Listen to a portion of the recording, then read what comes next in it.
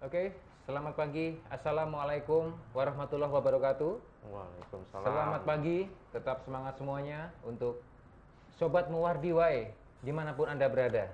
Berjumpa kembali ya di acara ini. Acara yang sangat spesial tentunya.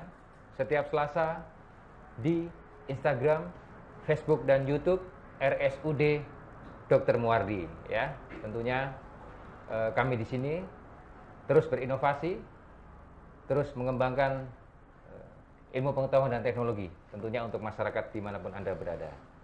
Ya, tentunya kita langsung saja akan membahas satu topik yang masih happening dan saat ini menjadi keprihatinan kita bersama, menjadi kewaspadaan kita bersama. Namun jangan panik dan kita bersama-sama tentunya untuk menjadi bagian dari garda terdepan menangani COVID-19 ini.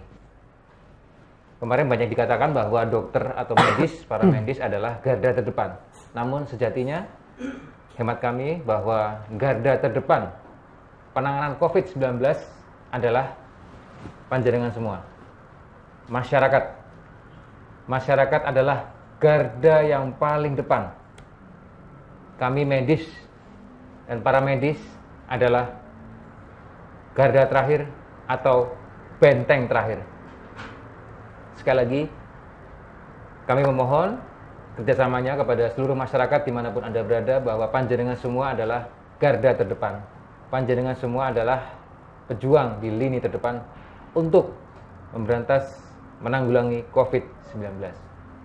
Ya, kami dari tim kreatif Rumah Sakit Dr. Muwardi, tentunya di media sosial, acara Muwardi Wae, akan membawakan satu topik yang baru-baru ini cukup hangat.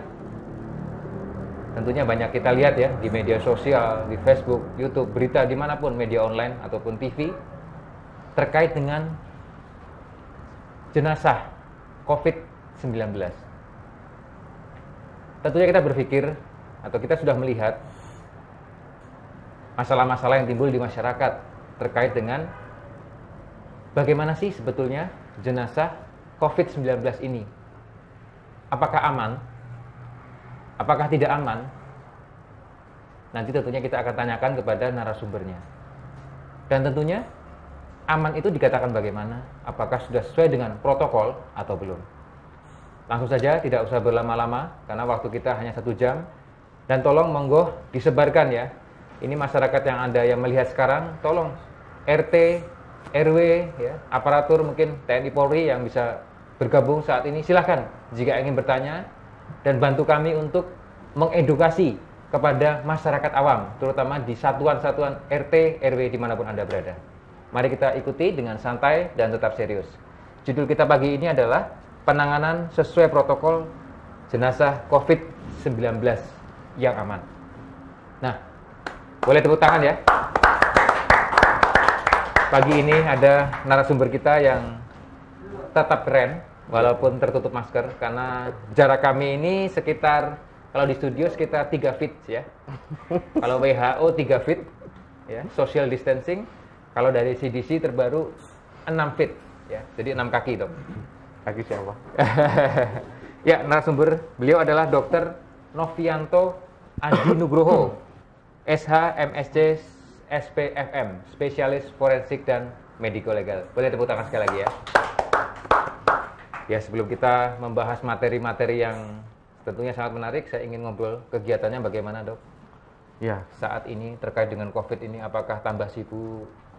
ya mungkin akhir-akhir ini ya, karena kebetulan kan sudah banyak korban dari COVID ya, COVID-19 dan juga korban selain COVID juga yang dari situ dari jenazah tersebut meresahkan masyarakat ya, maksudnya apa, jenazah tersebut meninggal karena COVID atau bukan, sehingga ya, ketika kita ditanya apakah ini meninggal karena COVID, itu juga butuh prosedur lama untuk pemakaman. Makanya edukasi, makanya yang kita nggak tahu, kita belum mengetes COVID-nya, kita anggap sebagai jenazah yang infeksius.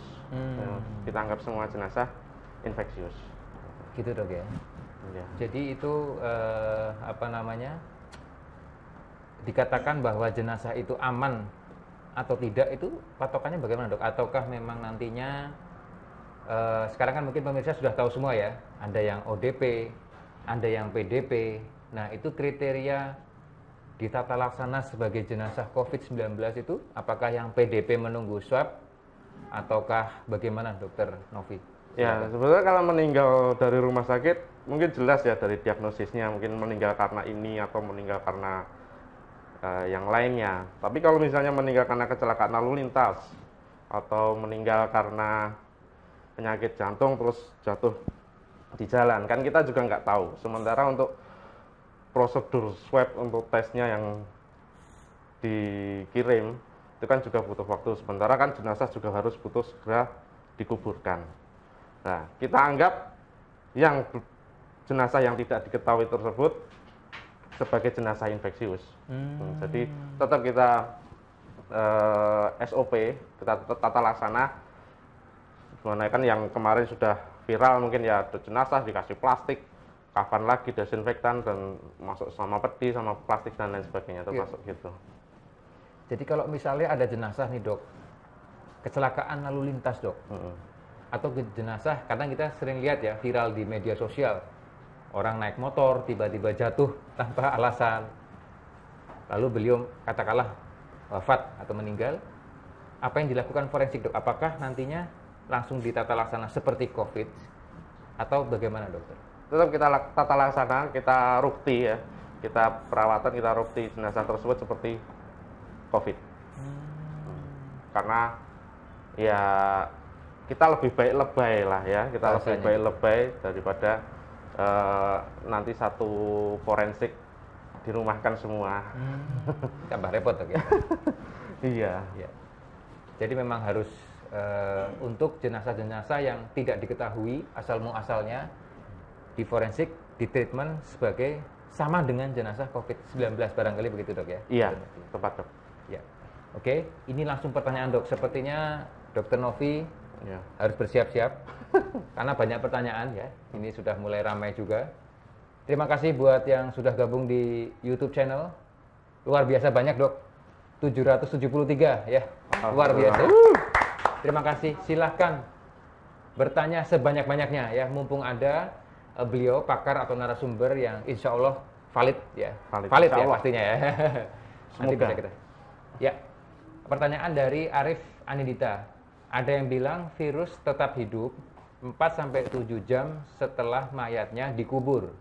Cuman di dalam plastik yang rapat, virus tetap nggak bisa keluar. Nah, ini juga sering dok. Kan 4-7 jam itu masih bisa hidup. Nah, itu gimana dok kalau memang terkait dengan jenazah COVID tadi dok? Iya. Jadi memang sebenarnya itu virus itu masih ada. Walaupun tidak bisa setelah jenazah, setelah orang itu meninggal atau dalam jenazah, virus itu masih ada walaupun virus itu tidak bisa berkembang biak. Ya, mungkin dokter Yonggi mungkin sudah mempelajarinya. Memang jadi, nah terus bagaimana gitu ya?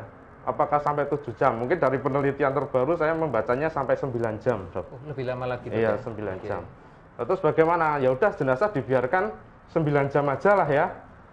Biar virusnya mati dulu baru dikubur. Gitu kan lebih aman sebenarnya. Tapi setelah 4 jam, kurang lebih 4 jam, itu dari intraseluler itu akan berubah keluar. Jadi ada beberapa yang cairan-cairan tubuh dari jenazah tersebut yang keluar. Nah, itu yang lebih membahayakan, yang bisa menularkan di situ sebenarnya. Nah, terus makanya kan ada beberapa SOP bahwasanya dimakamkan sebelum 4 jam. Nah, itu untuk mengatasi keluarnya cairan dari jenazah tersebut.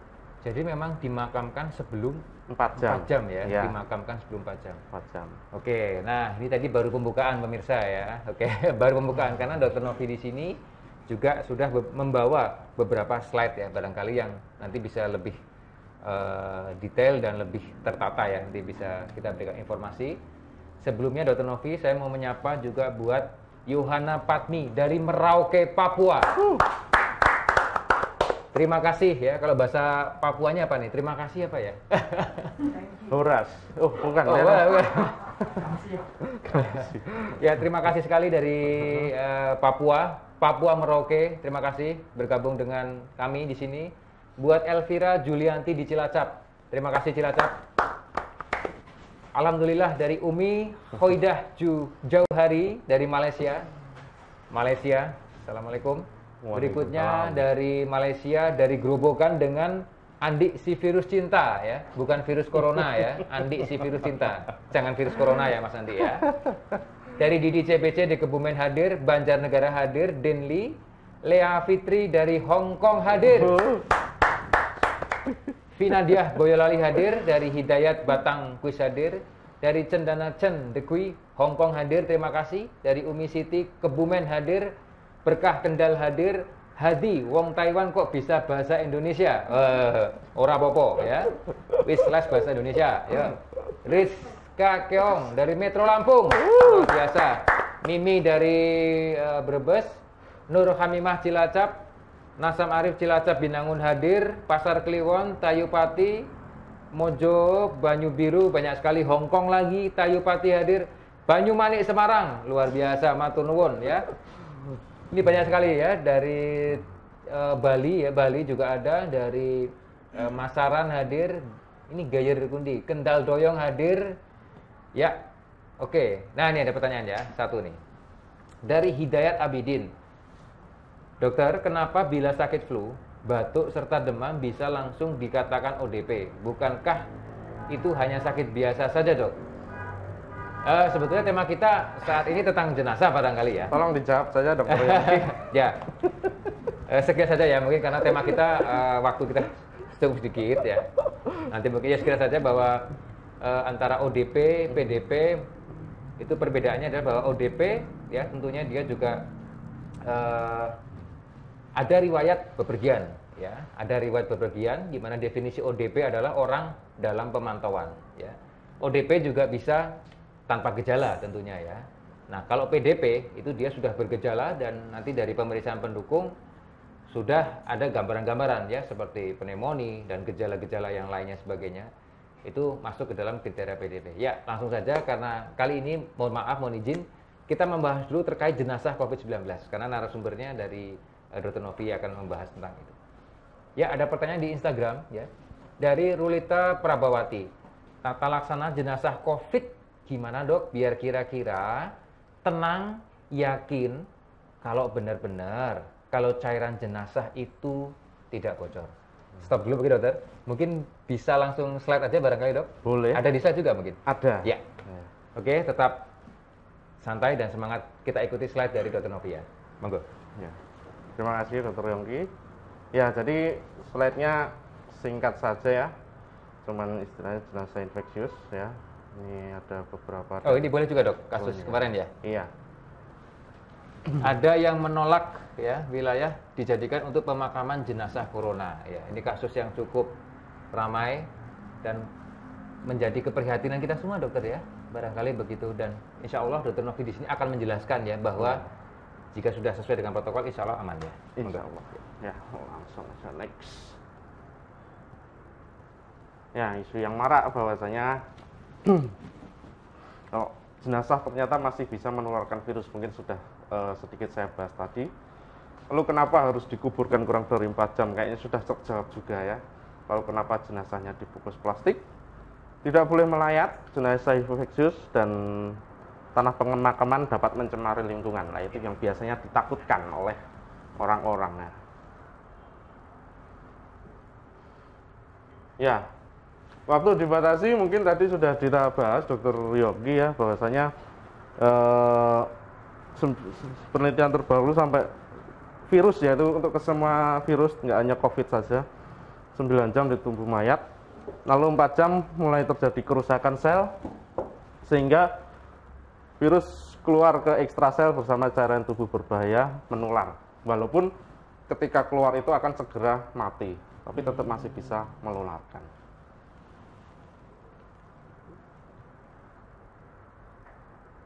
Nah, ini kenapa harus petugas medis yang melakukan, biasanya yang melakukan SOP-nya ya. Jadi perlindungan kesehatan masyarakat dan pencegahan penularan penyakit ya.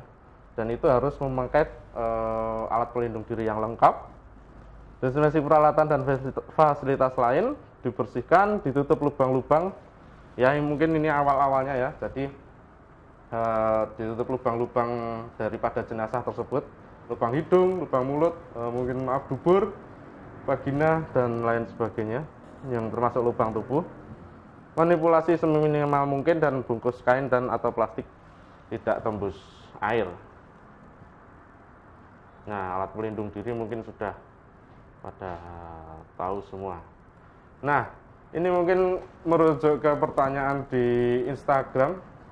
Jadi ini saya ambil dari Jogja ya, dari BPBD, Badan Penanggulangan Bencana Daerah. Ya, ini adalah bagaimana jenazah tersebut setelah. Jadi kalau SOP-nya di Rumah Sakit Dr. Muardi ya dok, itu setelah meninggal kebetulan tidak dimandikan. Walaupun ada beberapa daerah itu yang memandikan minimal, tapi kita dari Rumah Sakit Muardi tidak memandikan, hanya disemprot desinfektan, ditutup lubang-lubang tubuh.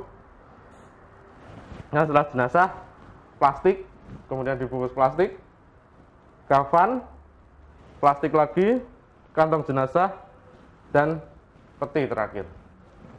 Nah, jadi di sini dari jenazah terus plastik lah, ini di sini itu ada penyemprotan desinfektan. Jenazah, semprot desinfektan, plastik, desinfektan lagi, kafan, desinfektan, plastik lagi, desinfektan, kantong jenazah. Kebetulan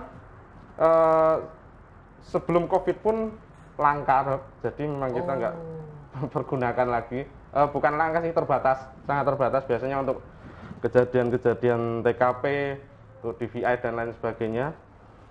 Lalu peti, ada lagi yang berpendapat ini adalah di luar peti lagi ada plastik, plastik lagi. Nah, tapi untuk Rumah Sakit Muardi tidak dilakukan peti lagi, hanya setelah peti dipaku dan tidak boleh dibuka lagi.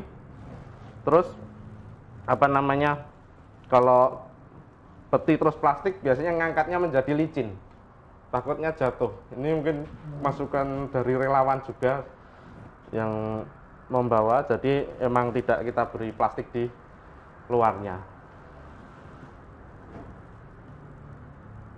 Nah, biasanya di sini kan ada juga yang jenazah kita sebelum dibungkus seperti ini, keluarga ada yang boleh melihat walaupun dengan jumlah terbatas dan APD lengkap. Tapi untuk di sini di Kota Solo mungkin ya, terutama di Rumah Sakit Dr. Muardi, tidak kita sarankan karena satu, APD-nya terbatas, yang kedua membutuhkan waktu. Jadi kita pengennya cepat, segera sebelum 4 jam sudah dimakamkan. Termasuk misalnya menyolati setelah, nah jadi setelah keadaan seperti ini sebenarnya sudah aman. Sebenarnya sudah aman, cuman kondisinya kan jangan sampai menimbulkan kerumunan massa yang untuk melayat ya. Makanya ini disemayamkan di biasanya forensik atau kamar jenazah untuk beberapa waktu disolatkan, dan setelah itu langsung ke pemakaman.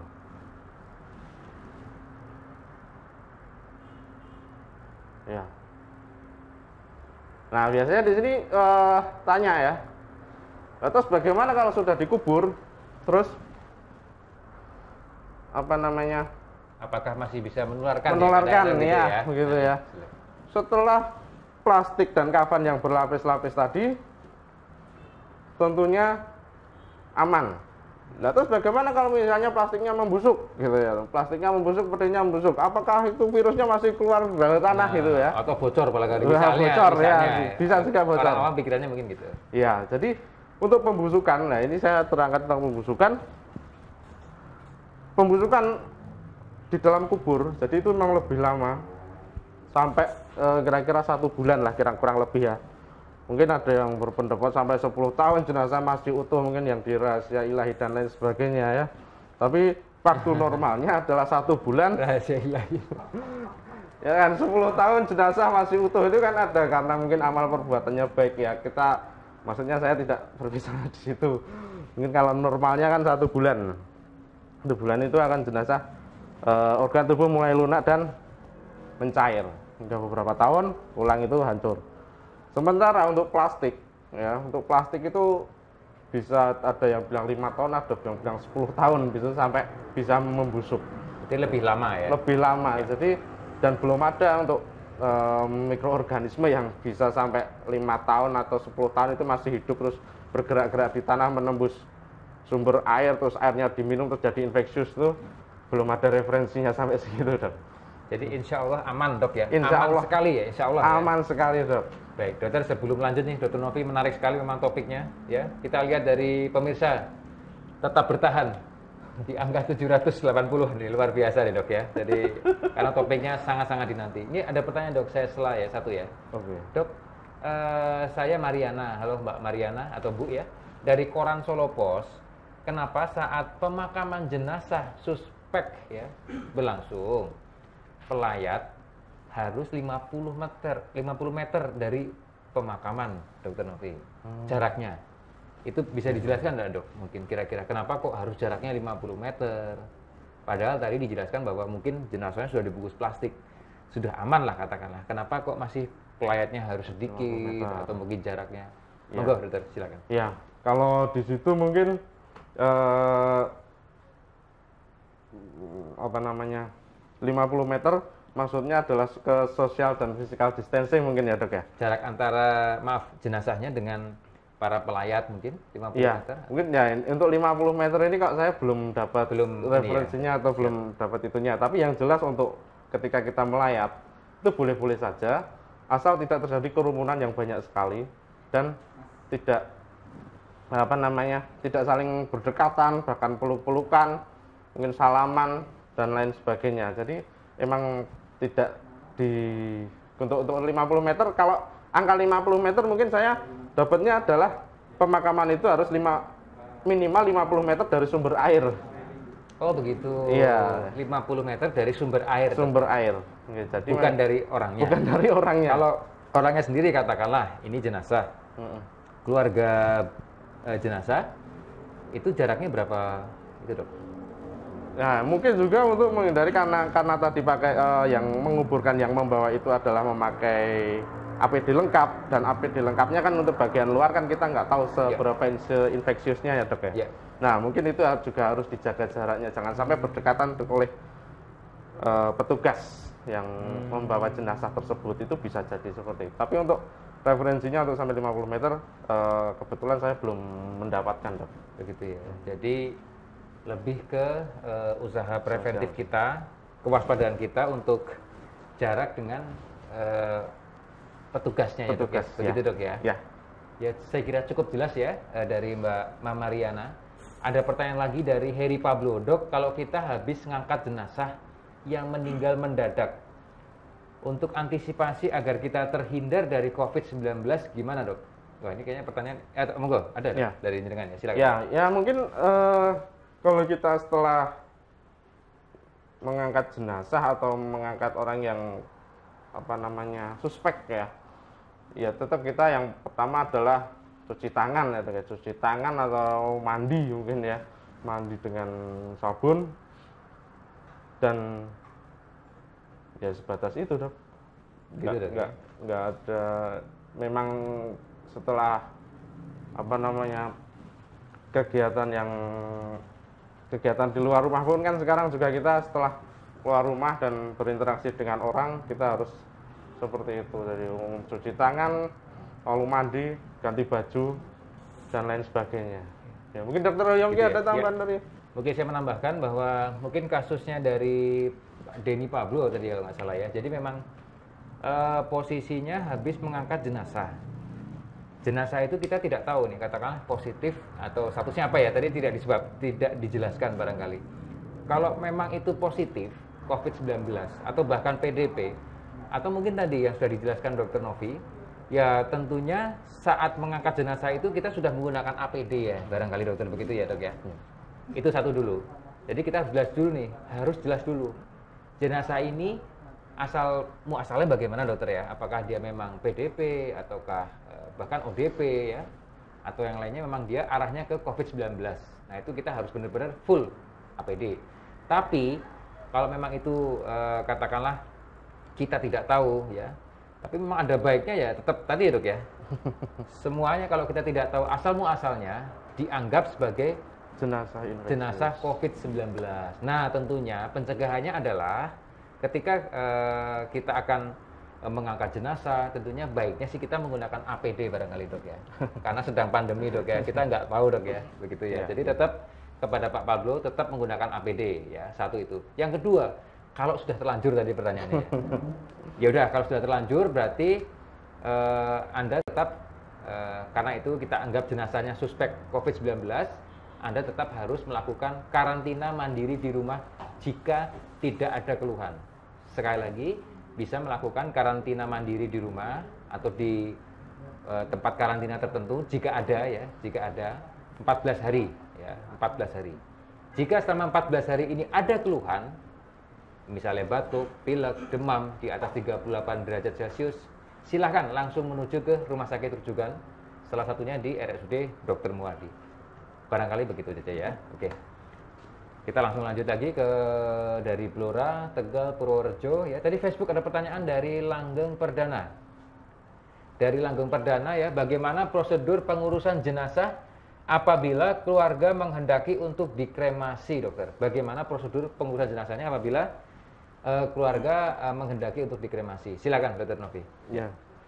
Jadi untuk dikremasi itu dibakar ya. Jadi kalau di Solo itu langsung saja ke rumah duka Tiongting ya, yang di sana mungkin ada administrasi dan sebagainya.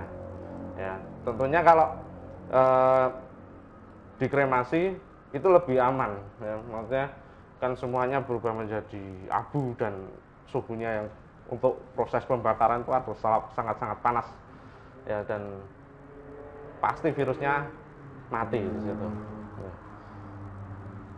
Ya mungkin untuk prosedurnya bagaimana, langsung saja menghubungi ke rumah duka Tiongting yang berada di dekat ONS. Berarti itu posisinya nanti kalau dari Muardinya bagaimana dok? Katakanlah minta dikremasi, tetap seperti ini dulu atau bagaimana?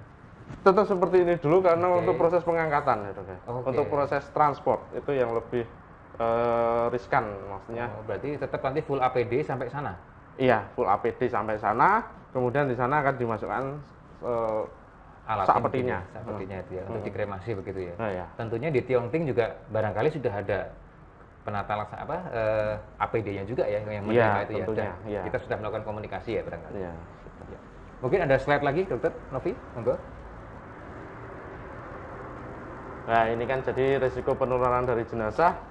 Biasanya walaupun sudah seperti ini, tapi ya pemindahan dari ruang jenazah, lalu untuk proses pemandian jenazah, menurunkan jenazah di liang lahat dan pemindahan jenazah ke mobil jenazah itu yang berisiko, terutama untuk yang memindahkan. Makanya kan lebih baik yang melakukan adalah petugas medis. Sedangkan petugas medis karena jumlahnya terbatas, untuk menangani yang hidup ada relawan.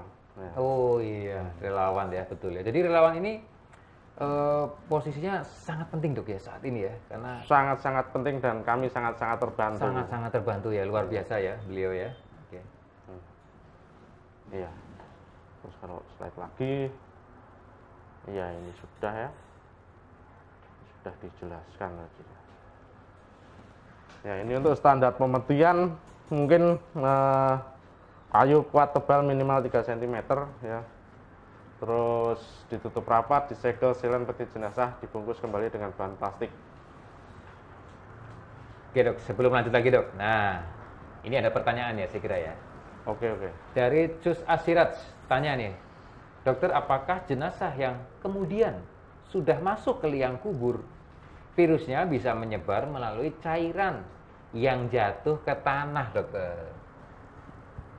Apakah jenazah yang sudah masuk liang kubur, virusnya bisa menyebar melalui cairan yang jatuh ke tanah? Ini mungkin kasusnya kalau bocor ya Pak. Iya. Monggo Dokter Nafi. Iya. Makanya kita antisipasi untuk jatuhnya cairan tersebut. Nah, terus bagaimana kalau misalnya bocor ya? Apakah bisa menyebar melalui cairan? Jadi ada beberapa yang WHO kemarin bahwasanya ada yang di mana di tembaga berapa jam, berapa jam di kertas. Kalau di tanah saya kira cuma 6 jam apa ya, kurang dari 6 jam atau kurang. Jadi memang ya memang akan sangat berbahaya jika terjadi kebocoran, dok. Di tanah, lalu tanahnya mungkin terpegang oleh tangan saya, lalu saya usek-usek pegang muka, mungkin saya bisa tertular gitu. Tapi kan kita mengantisipasi hal tersebut, antara lain mengantisipasi untuk jatuhnya ke tanah, terus mengantisipasi untuk pelayatnya juga jaga jarak dan lain sebagainya. Dan juga tentunya tadi untuk petinya sudah berlapis-lapis, dok ya. Jadi insya Allah sih tidak bocor lah, barangkali gitu dok. Insya Allah, ya insya Allah tidak bocor ya. Oke, ada pertanyaan lagi di Instagram, nah mulai rame kan dok. Ini semakin siang tambah rame dok, nanti bisa-bisa sampai sore dokter di sini. Ya, oke ya. Dok, misal di RT tidak punya APD dan ada warga yang meninggal mendadak, kasusnya kayak tadi dok, kita nggak tahu dianggap COVID. Nah itu sebentar ya sinyal. Oke. Tadi kasusnya jika ada yang meninggal mendadak, sebaiknya pakai apa dok untuk mengangkat dan memandikan jenazah supaya warganya tetap aman? Silakan. Ya, karena kita tadi kan dari zaman pandemi dan kita anggap semua jenazah infeksius. Jadi kalau misalnya ada yang meninggal yang tidak tahu sebabnya lah, tidak tahu sebabnya dan tidak wajar ya, misalnya. Oh, ada tambahan tidak wajar juga gitu Pak? Tidak wajar, kalau wajar di sini adalah kita tahu penyebabnya, mungkin di rumah sakit itu adalah kematian yang wajar. Tapi kalau misalnya mohon maaf mungkin gantung diri pun ya, kemarin ada kasus gantung diri dan dari kepolisian juga meminta tolong dari forensik kebetulan yang membantu adalah PMI dengan APD lengkap.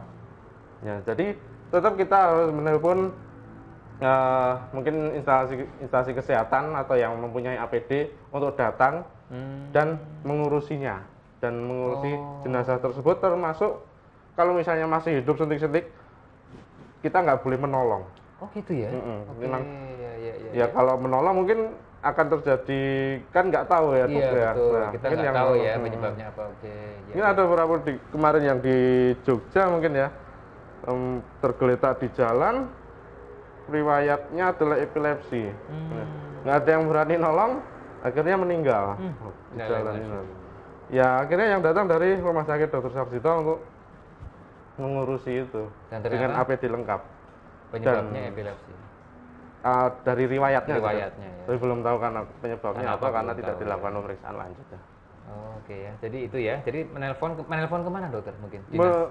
Menelpon ke Rumah Sakit Muardi atau menelpon kalau untuk kematian, kasus-kasus kematian tidak wajar. Tadi misalnya nih ada yang warganya dikatakan tidak wajar nih, tiba-tiba meninggal, nggak punya sakit apa-apa. Nelponnya ke Muardi saja nggak apa-apa dok ya? Bisa ya dok ya? Bisa.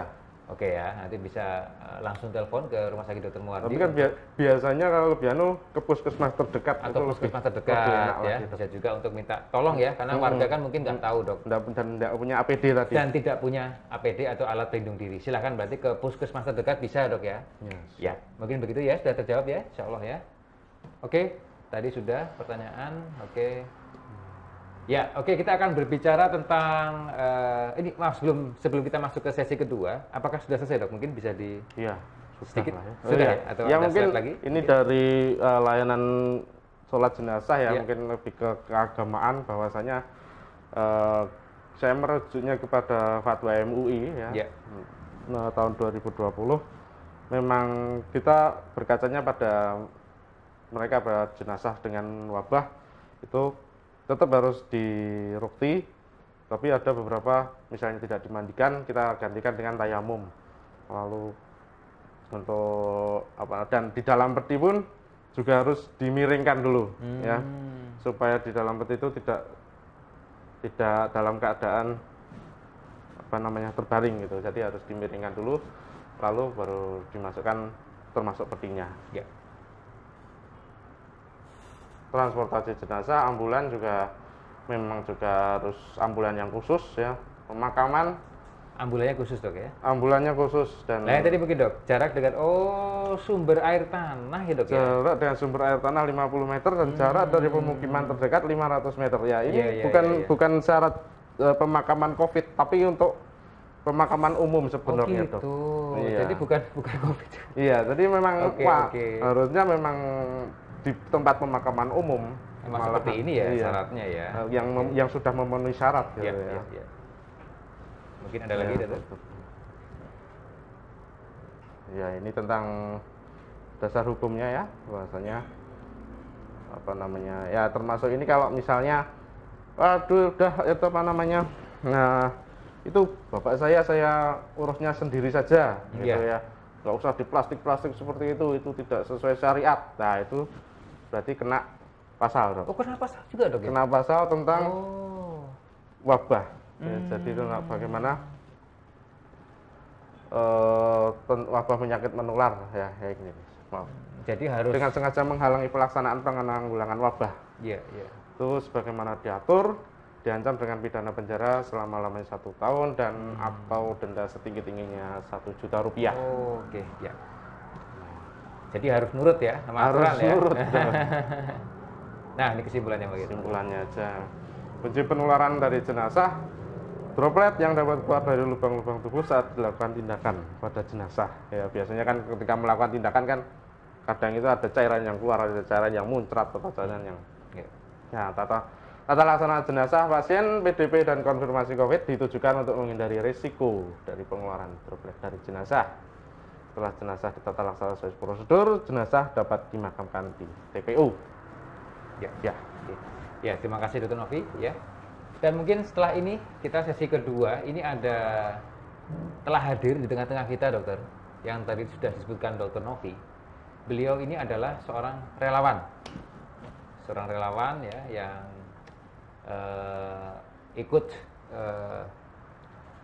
memberikan andil yang cukup besar lah ya dalam kasus pandemi ini, terutama kaitannya dengan jenazah COVID-19 ini. Ya. Oke, dan sebelum kita menuju ke sesi kedua dengan beliau relawan ini, saya akan menghadirkan sebuah video singkat. Silahkan nanti bisa dilihat terlebih dahulu.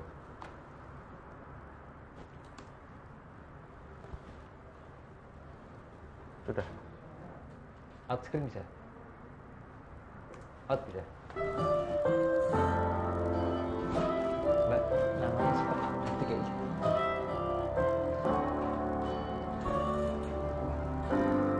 Nanti masuknya 3. 3.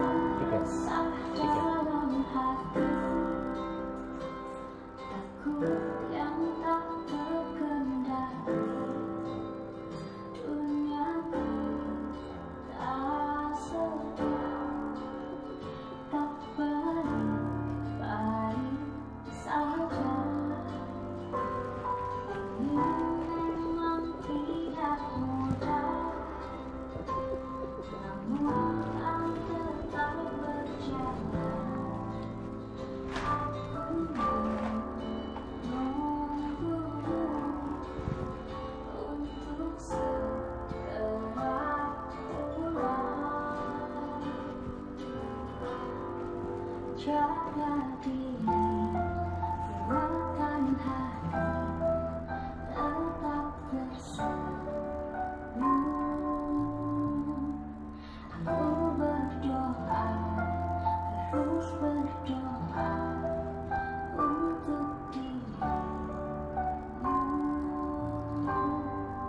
Tuhan Dia sedang berjuang, jaga Dia.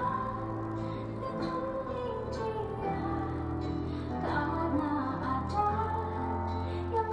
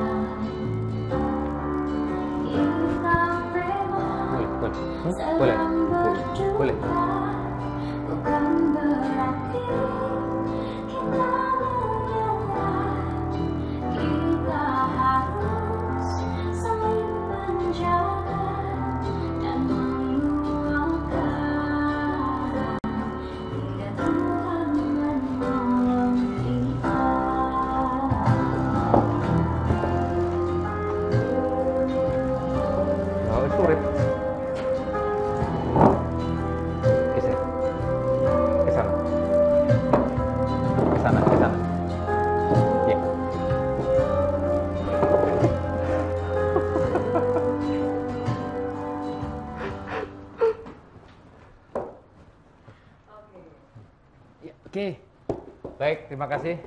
Berjumpa kembali. Tadi ada sedikit video. Kami ucapkan terima kasih buat para relawan.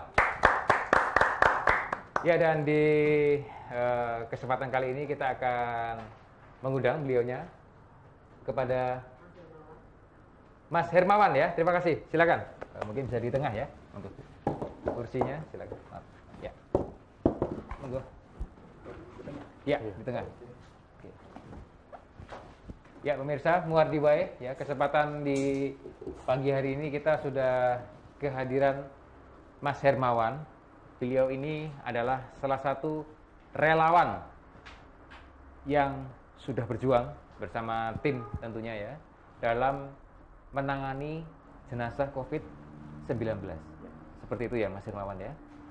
Oke, dan terima kasih waktunya Mas Hermawan sudah mau rawuh ke sini menyelakan waktunya di antara kesibukannya barangkali ya. Ya, nanti silakan yang ingin bertanya atau mungkin sebelum menjawab pertanyaan dari pemirsa, mungkin Mas Hermawan silakan bisa sedikit cerita barangkali mungkin pengalamannya atau selama ini kegiatannya bagaimana, timnya berapa orang, bekerjanya di mana saja, mungkin bisa sedikit diceritakan kepada pemirsa Muwardi Wae. Monggo Mas Hermawan. Baik, begini para pemirsa Muwardi Wae, gitu ya? Ya, Muwardi Wae. Dari awal memang dari relawan COVID-19 Muwardi ini terdiri dari beberapa elemen yang ada di sana. Setidaknya ada 3 yang aktif di sana. Ada dari IEA yang biasa mengawal ambulan itu. Kemudian juga ada dari Relawan Indonesia dan juga dari Kepanduan PKS begitu. Kalau dari latar belakang kami yang sudah aktif di relawan COVID ini, memang setidaknya masalah kerelawan sudah cukup lama kami tekuni lah dengan berbagai macam tugas dan spesialisasi yang di lapangan. Dan itu memang tidak selamanya yang itu saja lah. Jadi tidak hanya untuk COVID-19. Nggih, ya betul. Ya. Iya, contohnya mungkin yang sudah sebelumnya. Kalau yang sudah sebelumnya itu misalnya berapa dari kami sudah pernah ke Palu sebelumnya belum lama ini, kemudian juga bencana-bencana lokal, entah itu banjir, entah itu tanah longsor dan banyak yang lain lagi. Itu ya. Jadi memang sudah banyak ini ya menangani sebelumnya ya. Jadi tidak hanya karena khusus buat COVID tidak. Jadi memang sebelumnya kalau terkait dengan bencana ya mungkin ya sudah sering ya. Oke. Ya, ini terkait dengan jenazah COVID-19 ini Mas. Itu tugasnya relawan itu apa sebetulnya Mas? Apakah yang membawa ataukah yang mengedukasi masyarakat ataukah yang bagaimana Mas? Mungkin bisa diceritakan sejauh ini. Kalau sejauh ini memang yang utama itu adalah istilahnya mobilisasi ya, mengantarkan jenazah dari rumah sakit menuju tempat dimakamkan. Tapi tidak menutup kemungkinan di lapangan juga kami menjadi istilahnya mengedukasi juga kepada masyarakat. Karena juga di beberapa tempat itu ada sedikit penolakan secara halus. Ya walaupun tidak separah yang di Semarang ataupun di tempat mana. Jadi itu ya. Jadi fungsinya adalah mengantar jenazah COVID-19 dari rumah sakit menuju ke tempat pemakaman. Termasuk juga nanti di proses pemakaman, walaupun itu sesungguhnya bukan tugas pokok kami, karena ketika menggunakan pakaian APD lengkap itu tidak didesain lah untuk pekerjaan yang berat seperti itu. Oke. Nah ini tadi kaitannya dengan APD. APD apa yang digunakan Mas Hermawan? Apakah sama seperti petugas kesehatan yang lain nih ya? Mungkin jaringan sudah pirsa ya. Ada helm, face shield, kacamata dan sebagainya. Hazmatnya juga ada, sepatu boot. Sama seperti itu. Sama ya. Sama. Jadi memang ya insya Allah sudah steril juga. Insya Allah begitu. Karena resiko juga kebanjiran kan kalau tidak. betul. Gitu ya. Jadi memang sudah sama ya. Oke, kalau jumlahnya berapa nih Mas Hermawan? Jumlah relawan, apakah ini tersebar di seluruh Solo Raya ataukah hanya mungkin daerah Solo Tengah atau bahkan mungkin sampai mana? Jumlahnya Alhamdulillah berapa personil? untuk personil yang terdaftar itu ada kurang lebih hampir 25. 25 ya. Tapi ini tersebar di Solo Raya. Jadi ini memang ada kendala juga ketika tadi ya ada jeda waktu untuk katakanlah 4 jam itu harus sudah sampai ke pemakaman, sampai proses selesai. Wow. Nah ini otomatis yang on call ini tentunya nanti adalah yang di dalam kota, dan itu kurang lebih yang bisa aktif di angka 10-12 orang lah. Oke Mas, ini ada pertanyaannya cukup Nggih. menarik ya, dari Vero Wikamia. Ini dia ini ya apa, sering mengikuti ini acara Iya, Keluarga nggih. Jiwa ini. Nah, Mas Hermawan, nih pertanyaan dari Mbak Vero ya, takut nggak sih Mas jadi relawan pemakaman jenazah COVID? Coba Mas cerita pengalaman dan suka dukanya Mas. Silakan Mas Hermawan, ini pasti Baik, menarik nggih, ya, nggih. testimoni, silakan. Jadi begini, ketika di awal Mbak Vero tadi ya, Vero. Mbak Vero ya, Ya, Vero Wikamia. ketika di awal terus terang hampir semua itu kami merasa gamang. Gamang itu karena kami itu bukan datang ke sini untuk mendaftarkan. Kami ke sini ada dari pihak rumah sakit yang memang boleh jadi juga merasa kewalahan, kemudian mengontak kami relawan-relawan untuk bisa membantu beliau. Dan ketika awal pelatihan itu juga wah ini tenanan pura ya, kan begitu. Nah, ketika kemudian ada edukasi dari ibu-ibu trio Sri Kandi itu, Trio Sri Kandi ya. Bu Aryani, Bu Wiwi dan dari PPI ya. nggih, itu setidaknya menjadi bekal kami untuk bisa untuk melaksanakan tugas dari mulai yang paling sederhana sampai yang penggunaan APD. Yang paling sederhana yaitu tadi misalnya cuci tangan. Ternyata cuci tangan yang sepertinya sepele itu kami juga harus belajar juga. Oh, oke. Begitu. Jadi tadi Mas pertanyaannya, takut apa enggak Mas? Kalau takut ya takut. Nah, itu sangat manusiawi. Manusiawi ya. Iya. Sudah dijawab ya. Tentunya takut ya. Takut. Tapi takutnya juga ya lama-lama nanti ya tapi manusiawi. Manusiawi. Takut jadi berani ya, insya Allah ya. Nah, terus yang tadi Mas, pengalaman berbagi cerita dong. Suka dukanya Mas selama ini. Sukanya apa, dukanya apa, monggo bisa diceritakan sedikit mungkin. Kalau sukanya sebagai relawan itu memang ketika dirasa apa yang kami sumbangsihkan ya dalam saat ini adalah tenaga kami, itu mendapatkan istilahnya ya apresiasi positif lah. Dan itu ketika juga bisa membantu meringankan sesama, saya rasa itu sudah merupakan sesuatu yang melegakan buat kami. Begitu. Dan di manapun lah, di relawan di sektor manapun ketika istilahnya bisa membantu apa yang seharusnya bisa dilakukan, itu sudah sangat memuaskan. Sangat memuaskan ya, Nggih. sukanya ya. Jadi perasaan bisa menolong orang, Iya, nggih. bisa berbagi, itu kepuasan yang Iya, betul. mungkin ya tidak ada gantinya lah. Pahalanya cukup luar biasa ya, besar sekali Amin. ya. Pahlawan ya. Dan nah, tadi sukanya. Kalau dukanya Mas Hermawan. Kalau Nah, dukanya, ini. ya dukanya juga. Tadi penolakan sedikit atau apa, gimana? Kalau dukanya memang ada beberapa. Salah satunya adalah capek jelas. Capek ya. Ya. Dan kadang-kadang yang namanya panggilan itu kan tidak melulu di jam kerja ya. Jadi tapi memang panggilan itu biasanya ada di jam dini hari. Dini hari ya, walaupun tidak semuanya dini hari, sebagaimana yang terakhir kami tangani hari kemarin itu di hampir tengah malam, dan prosesi pelaksanaannya di dini hari subuh. Jadi memang ketika yang lain istirahat, Ya. kami harus keluar melaksanakan tugas. Ini kadang-kadang juga dadak gini toh lah, ini kan apa istilahnya juga kadang-kadang menjaga perasaan lah gitu. Oke, ya. Jadi sekaligus menjawab pertanyaan dari Ardian Bayus ya. Apakah relawan standby 24 jam? Kalau standby 24 jam 24 jam sehari, 7 hari sepekan. 24 jam ya. Bahkan ada kalau guyonanya standby 28 jam ya. Jadi 24 jam plus berarti. Plus nggih. Plus itu baru merem, udah kehitung kemarin. Berarti masih melek. Atau katakanlah simatupang ya.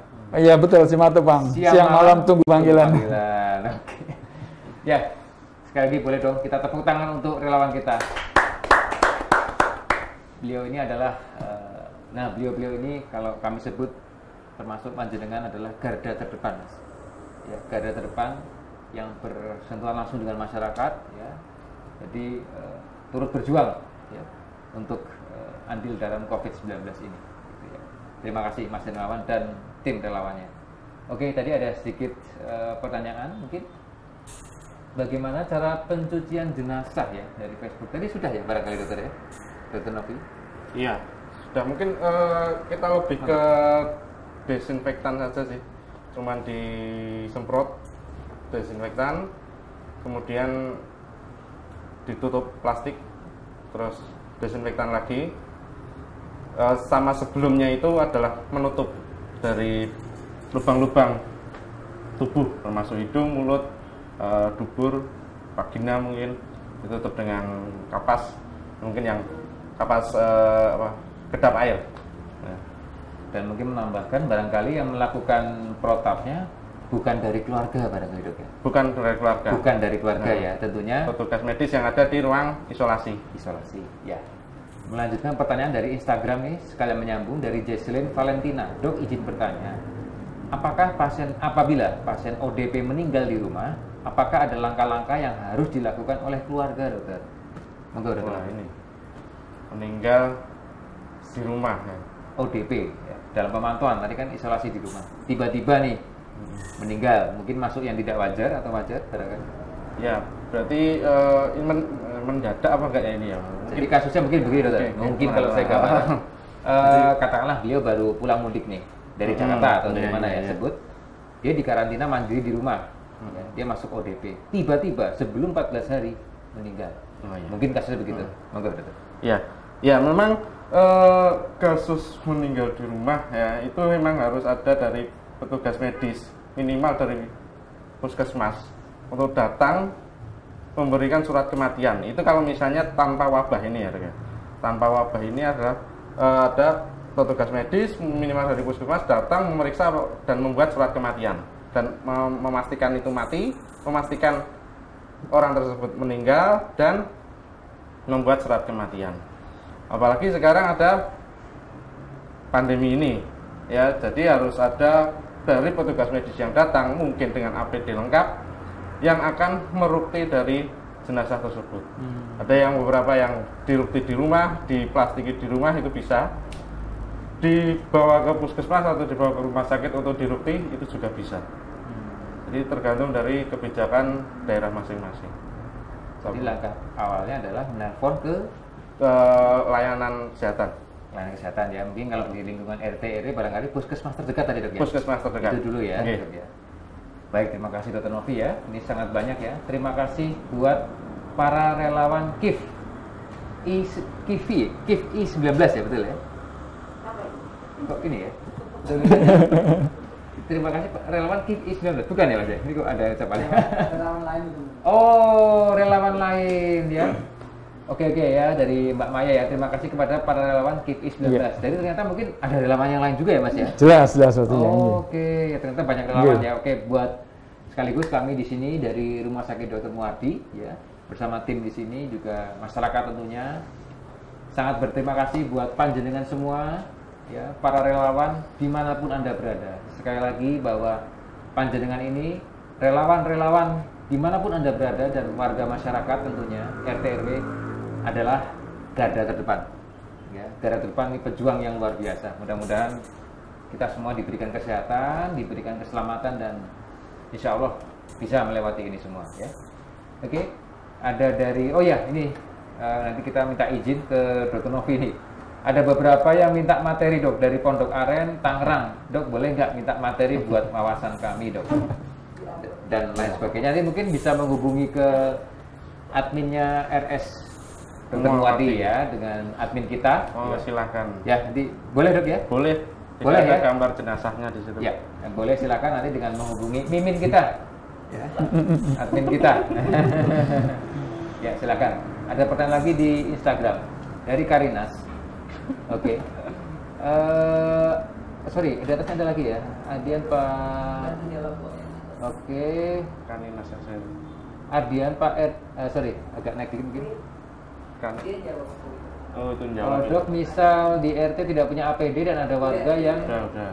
oh sudah, bawahnya Pak RT Telepon udah. oh telepon ke rumah sakit atau puskesmas untuk beritahu dan meminta. Oh ya, terima kasih ya, sudah bantu jawab. Bawahnya, apakah jenazah boleh dimakamkan di luar kota dok? Kalau dikirim dengan pesawat dilakukan embalming terlebih dahulu, apakah boleh dokter? Mungkin dokter Novi ya, monggo silakan.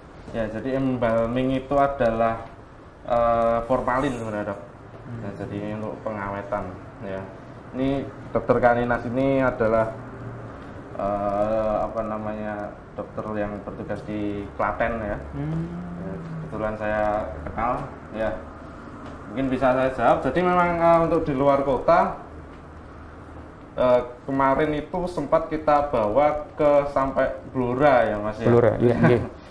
Ya, dan sebenarnya kalau sampai Blora tidak masalah ya Mas ya, karena kemarin sampai sana itu memang perjalanan kira-kira 3 jaman. 3 jam setengah. 3 jam setengah.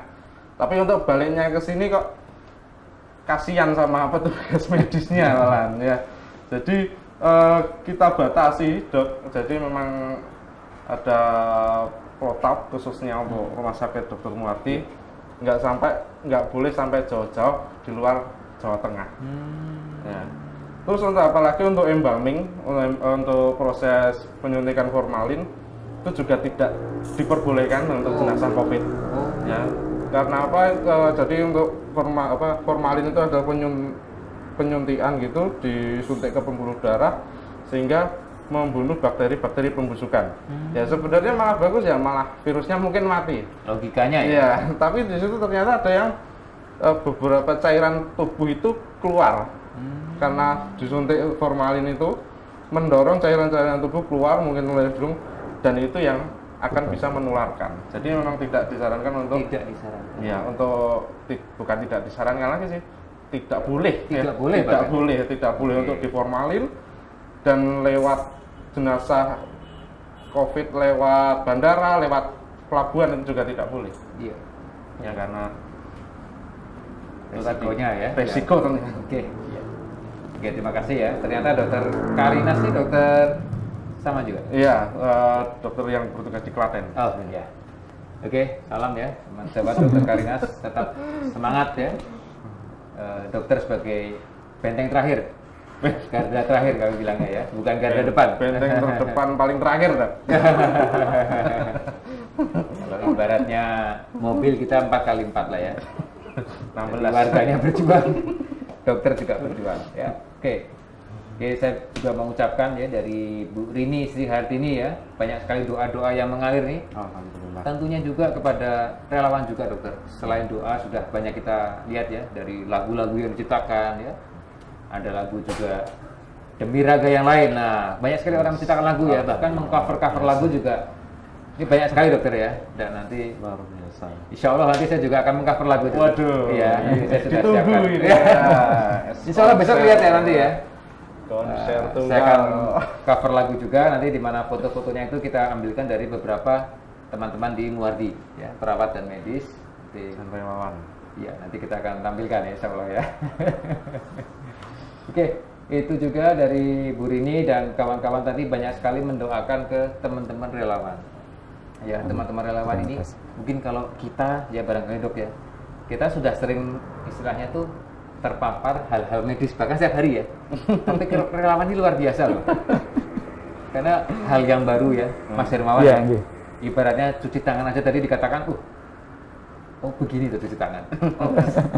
protap steril itu begini tuh, katakanlah begitu. Dan itu juga keberaniannya menurut saya memang betul ya, luar biasa ya. Saya salut sekali sama panjenengan semuanya ya, relawan juga ini ya, selain medis juga tentunya ya, karena relawan ini juga sangat membantu kita ya. Tidak semua orang loh mau jadi relawan. Ya luar biasa, dan ini luar biasa ya. Sekali lagi terima kasih buat Mas Hermawan dan teman-teman. Dan mungkin nanti kalau ada yang ingin menjadi relawan bisa menghubungi admin kita juga ya. Nanti mungkin bisa dihubungkan. Iya, boleh ya Mas ya? Boleh, boleh. Ya. Awak terbantu. Boleh, asal berani ya. Tentunya gitu ya. Oke. Ya, ini karena waktu sudah hampir selesai ya, kurang lebih 5 menit ya. Oke, dan nanti pertanyaannya saya kira nanti bisa. Oh ya, ini ada pertanyaan. Syaratnya apa sih jadi relawan dan menghubungi kemana? Nah, monggo mungkin dari berani. Mas Hermawan. Ini udah. Ini saya kira berani sekali. Ini wanita ini. Ya, saya salut sama panjenengan ya. Untuk jadi relawan bisa menghubungi ke Dokter Wahyu di forensik. Oh, Dokter Wahyu ya. Nggih, betul. Jadi nanti bisa menghubungi Dokter Wahyu di Forensik. Dokter Wahyu kalau nggak salah ketua ID kan ya? Itu Dokter Haji. Oh, Dokter Haji. Oh, ya, Dokter. Oh, Dokter Wahyu ya. Itu yang Jadi bisa menghubungi Dokter Wahyu di Forensik RSUD Dokter Muwardi ya. Sekali lagi nanti yang jenengan berkenan ya untuk menjadi relawan, silakan langsung menghubungi ke RSUD Muwardi juga boleh, lewat admin kita nanti bisa disampaikan, atau langsung ke bagian forensik ya, dokter nggih. Jadi dengan Dokter Wahyu ya. Kami tunggu, silakan monggo yang kerso, bagus sekali. Ya. Dan sebelum kita tutup, oh iya, tadi ada tanda syarat. Oh, syaratnya silakan. Oh nggih. Syarat kalau syarat setidaknya sehat jasmani rohani lah begitu. dan pikiran. Dan siap untuk menerima panggilan kapanpun begitu, kurang lebih. Siap. Itu syaratnya itu aja, atau mungkin ada yang lain? Usianya barangkali? Atau... Kalau usia barangkali kalau di beberapa tempat yang lain memang 22 sampai 40 gitu nggih. 22 sampai 40. Iya, nggih, kurang lebih. Jadi batas akhirnya 40 malah ya. 40 lebih dikit juga boleh. 40 lebih dikit ya. Diskon. Kasihan Dokter Yongki nggak. Lawan Sudah 40 itu. Oke ya, karena waktu sudah habis, nanti sekali lagi untuk materi nanti bisa sudah boleh dari Dr. Novi, silakan yang ingin minta materinya tadi dari PowerPoint-nya silakan bisa minta ke admin kita di RSUD Dr. Muwardi di Facebook atau Instagram ya, silakan nanti bisa komunikasi langsung. Dan sebelum kita tutup, mungkin dari Mas Hermawan ada tips, trik, saran kepada masyarakat barangkali, monggo. Silakan. Baik, sepertinya dari dokter lebih pas ini kalau dari nanti dari Mas Jenengan dulu apa mungkin terkait dengan selama ini harapan, mungkin kan selama ini panjenengan misalnya nih di masyarakat ada yang masih menolak, begitu atau ya, ketemu masalah-masalah yang ada di masyarakat. Nah, panjenengan berharap bagaimana ke masyarakat nih? Oh iya, apakah monggo silakan, apakah bisa memberikan? Baik, harapan kami kepada masyarakat umum terutama menyambung saja dari yang sudah disampaikan para petinggi, para pengampu kebijakan di negeri ini. Jadi ketika ada memang di daerah panjenengan memang ada kebagian untuk tempat mengkebumikan jenazah yang COVID-19 begitu, mohon kerjasamanya untuk bisa menerima dan tidak, istilahnya tidak mempersulit prosesi.